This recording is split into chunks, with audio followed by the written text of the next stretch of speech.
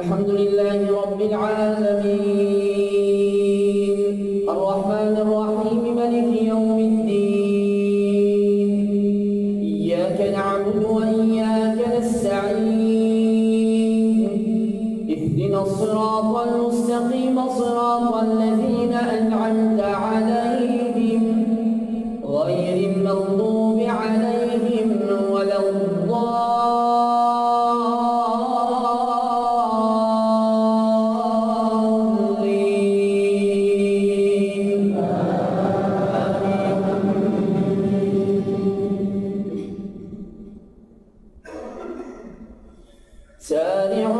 سارعوا إلى مغفرة من ربكم وجنة عرضها السماوات والأرض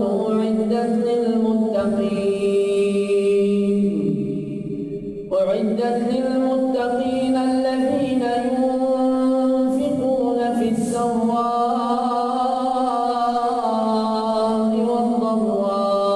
والضراء والكاظمين الغيظ والعافين عن الناس والله يحب المحسنين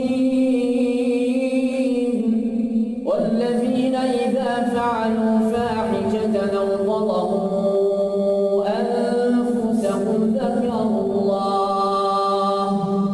ذكروا الله فاستغفروا لذنوبهم ومن يغفر الذنوب إلا الله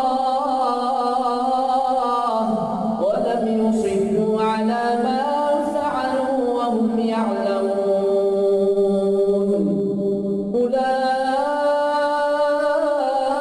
أولئك جزاؤهم مغفرة من ربهم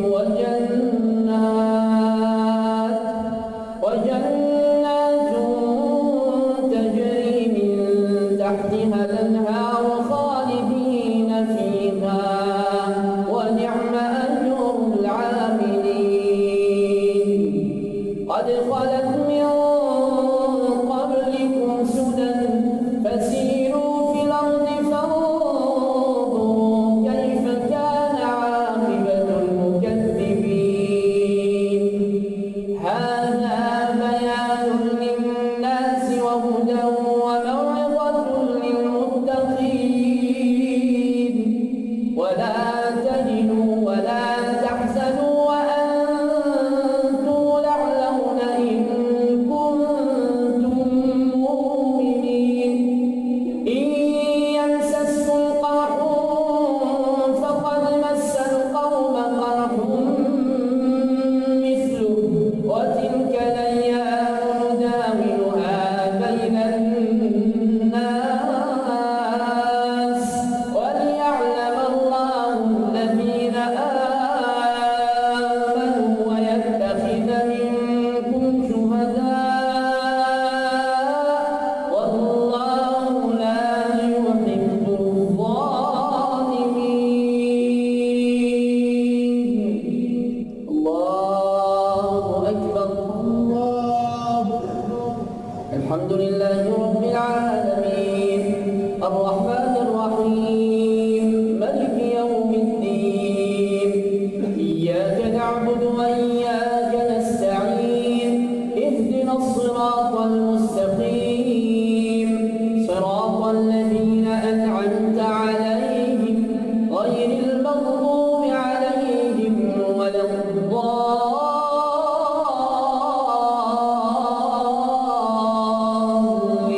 الضالين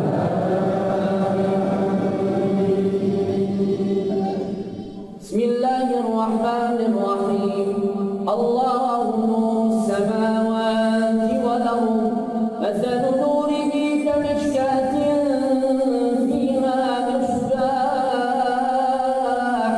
المصباح في الزجاجة كأنها كوكب دري يوقد من شجرة مباركة زيتونة لا شرقية ولا غربية يكاد زيتها يضيء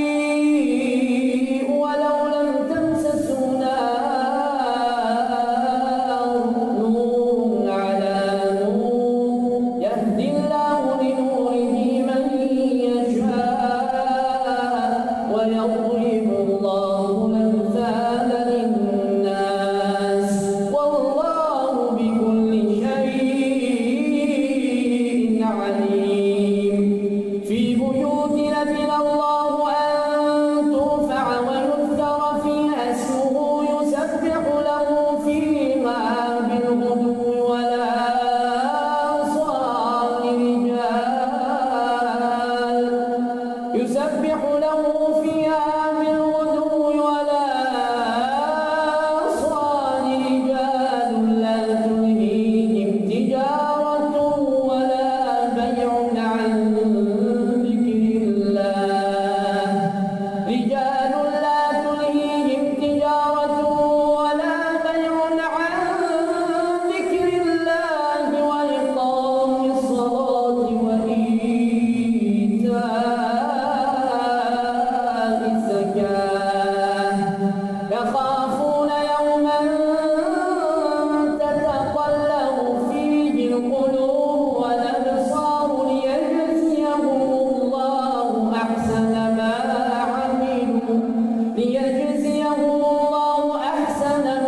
عملوا ويزيدهم من فضله والله يرزق من يشاء بغير حساب.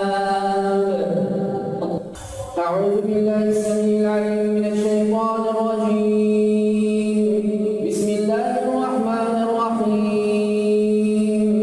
الحمد لله رب العالمين الرحمن الرحيم مالك يوم الدين.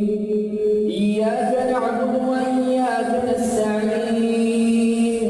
اهدنا الصراط المستقيم صراط الذين أنعمت عليهم غير المغضوب عليهم ولا الضالين.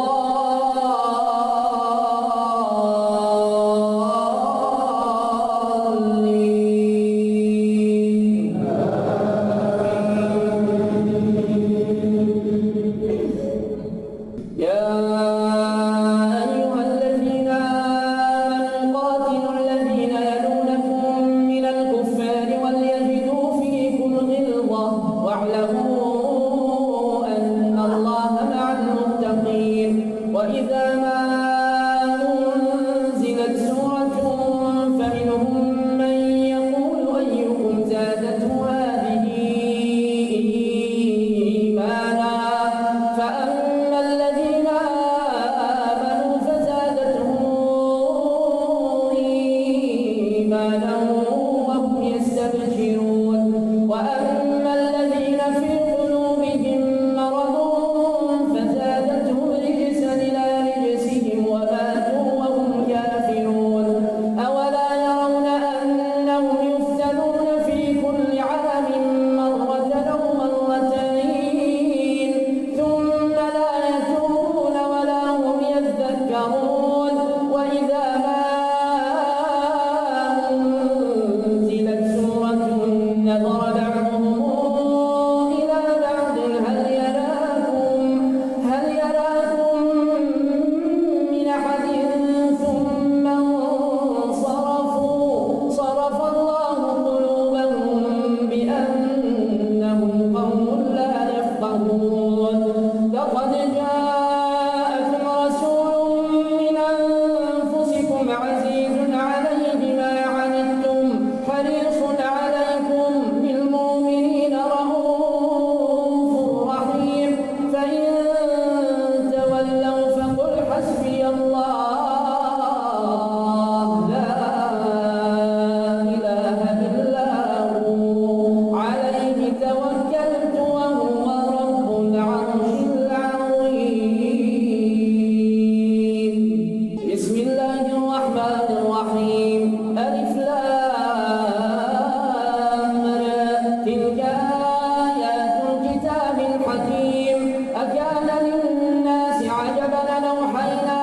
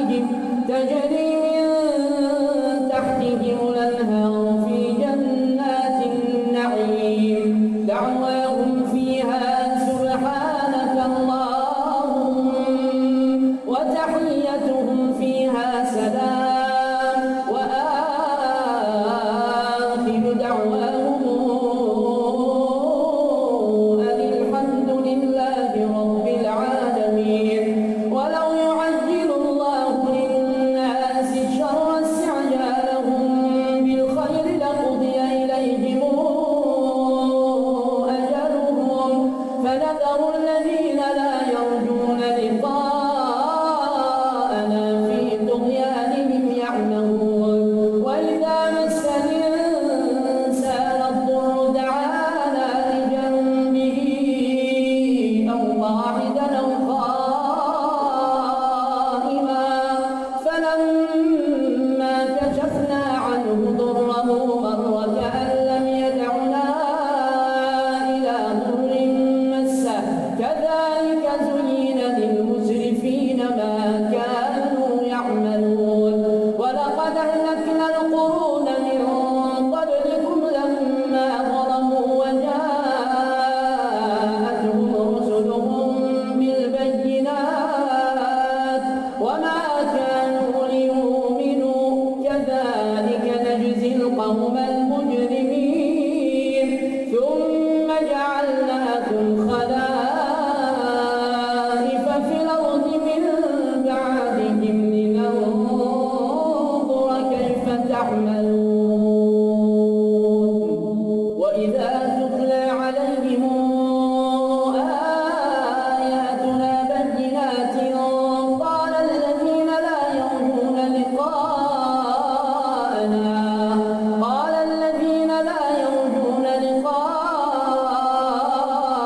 ائت بقرآن غير هذا أو بدله قل ما يكون لي أن أبدله من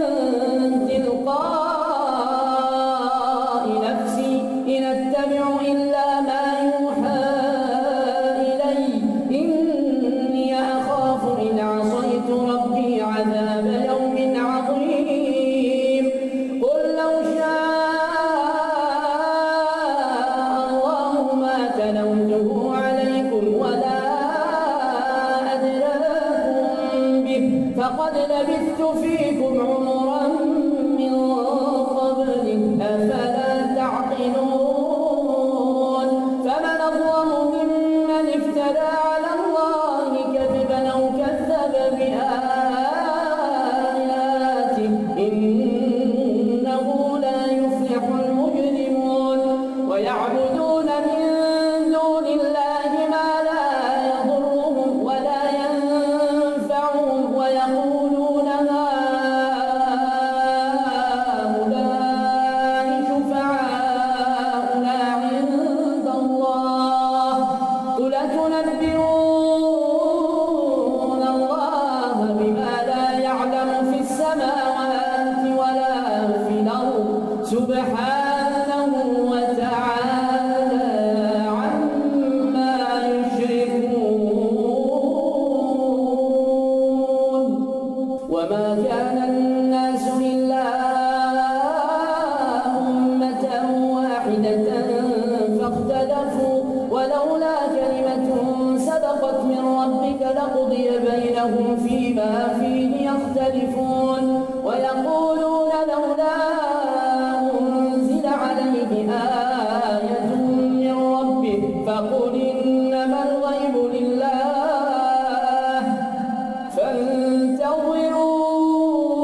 فانتظروا إني معكم من المنتظرين وإذا أذقنا الناس رحمة من بعد ضراء مستهم إذا لهم مكر في آياتنا قل الله أسرع مكرا إن رسلنا يكتبون ما تمكرون هو الذي يسيركم في البر والبحر حتى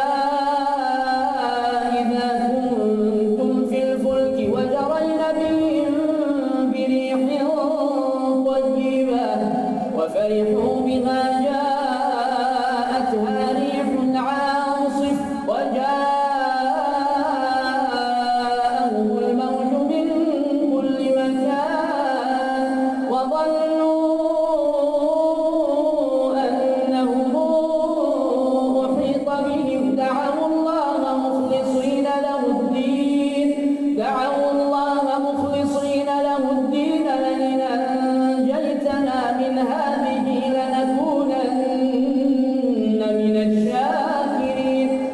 فلما أنجاهم إذا هم يبغون في الأرض بغير الحق يا أيها الناس إنما بغيكم على أنفسكم متاع الحياة الدنيا ثم إلينا مرجعكم فننبئكم بما كنتم تعملون يا أيها الناس إنما بغيكم على أنفسكم متاع الحياة الدنيا ثم إلينا مرجعكم فننبئكم بما كنتم تعملون إنما مثل الحياة الدنيا كماء أنزلناه من السماء فاختلط به نبات الأرض مما يأكل الناس والأنعام حتى إذا أخذت الأرض زخرفها وزينت وظن أهلها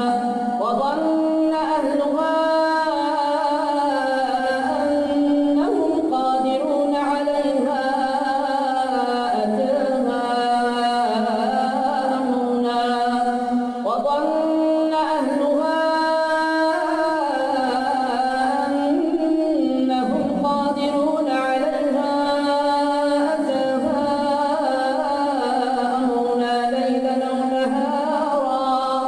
أتاها أمرنا ليلا أو نهارا فجعلناها حصيدا كأن لم تغن بلمس كذلك نفصل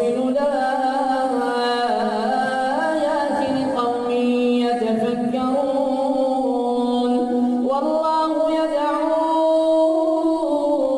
إلى دار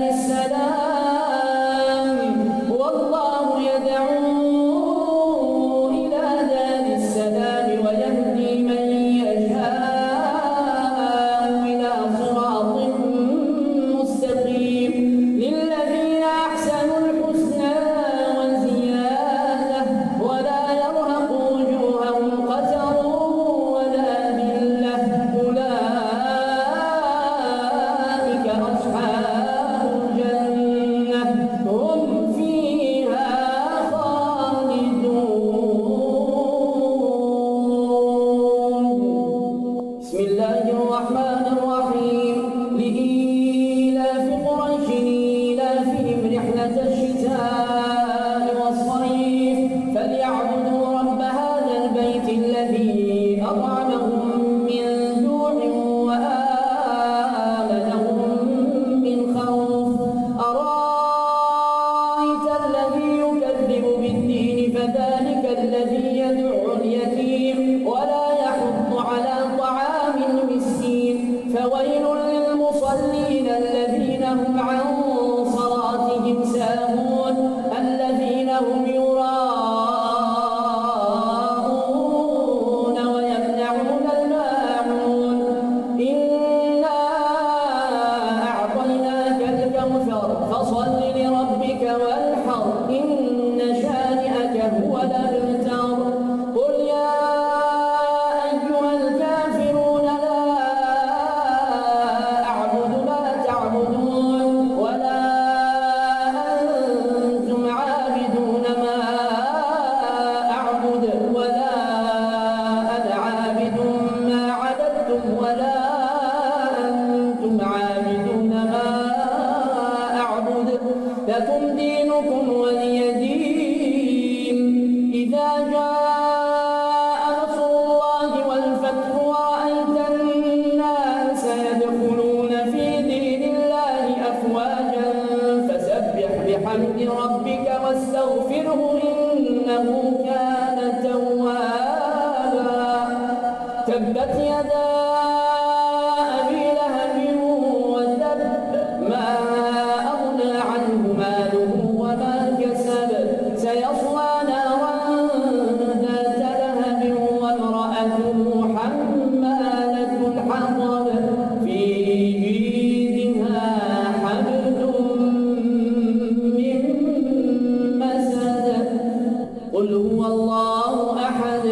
الله الصمد لم يلد ولم يولد ولم يكن له كفوا أحد قل أعوذ برب الفلق من شر ما خلق ومن شر غاسق إذا وقب ومن شر النفاثات في العقد ومن شر حاسد إذا حسد قل أعوذ برب الناس ملك الناس إله الناس من شر الوسواس الخناس الذي يوسوس في صدور الناس من الجنة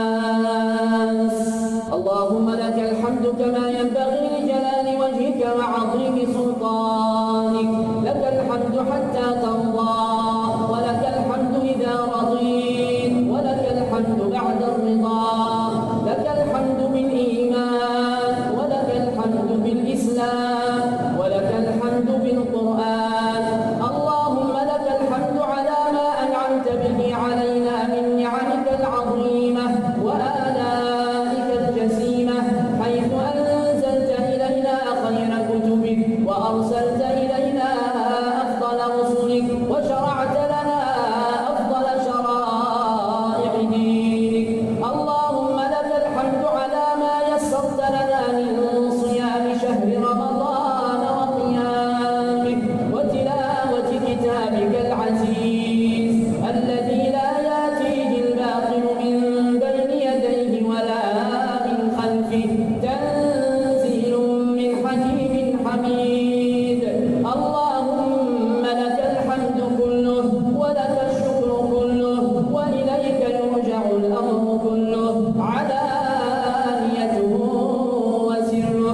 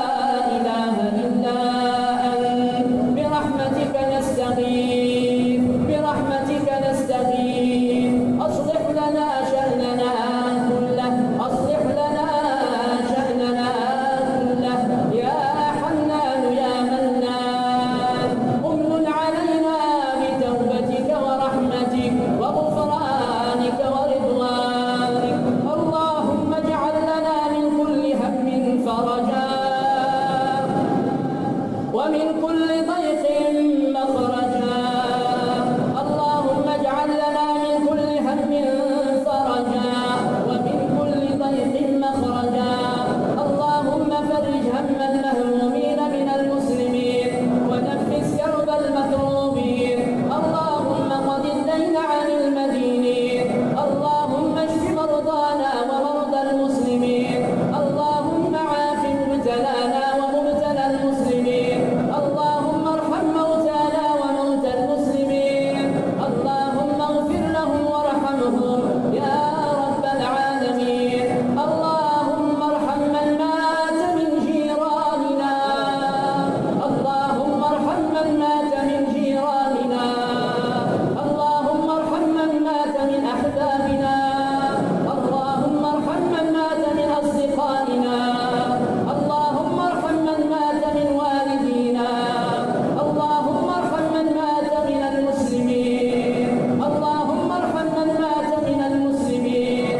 اللهم اغفر لهم وارحمهم وعافهم واعف عنهم وأكرم نزلهم ووسع مدخلهم واغسلهم بالماء والثلج والبرد ونقهم من الذنوب والخطايا كما ينقى الثوب الأبيض من الدنس برحمتك يا أرحم الراحمين. اللهم اغفر لمن غابوا عن الدنيا. اللهم اغفر لأغلى من غابوا عن الدنيا. اللهم اغفر لمن عشنا معهم أجمل السنين. اللهم اغفر لمن عشنا معهم أجمل السنين وهزنا إليهم الحنين. وهزنا إليهم الحنين. اللهم اغفر لمن عشنا معهم أجمل السنين وهزنا إليهم الحنين واشتقنا إلى رؤيتهم.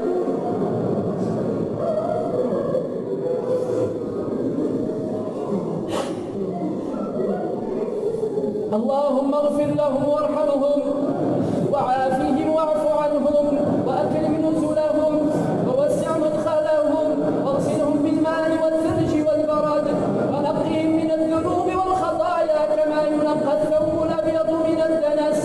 اللهم انقلهم من ضيق اللحود.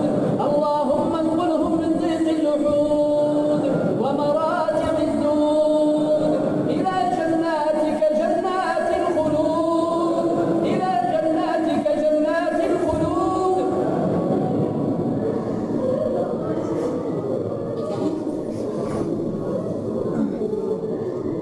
اللهم اجعل ملتقانا بهم الفردوس الأعلى. اللهم اجعل ملتقانا بهم الفردوس الأعلى يا رب العالمين. اللهم ارحم والدينا كما ربونا صغارا. اللهم أبدل سيئاتهم حسنات. اللهم يسر حسابهم. اللهم نور قبورهم بالقرآن وشفع فيهم القرآن وألبسهم تاج القرآن. اللهم وسع لهم في قبورهم. اللهم افسح لهم في